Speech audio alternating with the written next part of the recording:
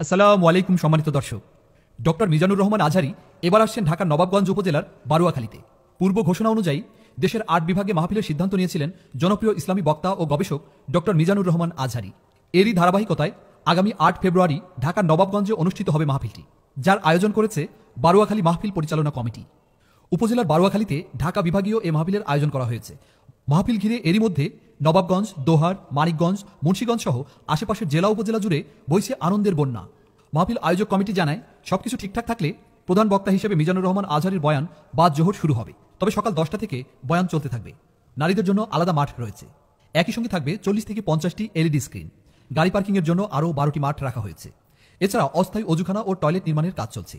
দূর দূরান্ত থেকে আসা মুসল্লিদের স্বাস্থ্যসেবা নিশ্চিতে ফ্রি মেডিকেল ক্যাম্প চালুর উদ্যোগ নেওয়া হয়েছে। থাকবে অ্যাম্বুলেন্স সেবাও।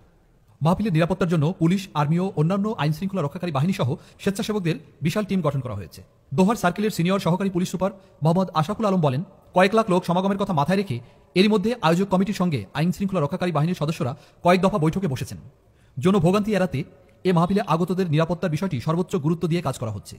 আয়োজক কমিটির চাহিদা অনুযায়ী সার্বক্ষণিক কাজ করবেন 2 শতাধিক পুলিশ সদস্য। সম্মানিত দর্শক, ডক্টর মিজানুর রহমান আজহারীর সব মাহফিলের বিস্তারিত তথ্য জানতে আমাদের সাথেই থাকুন।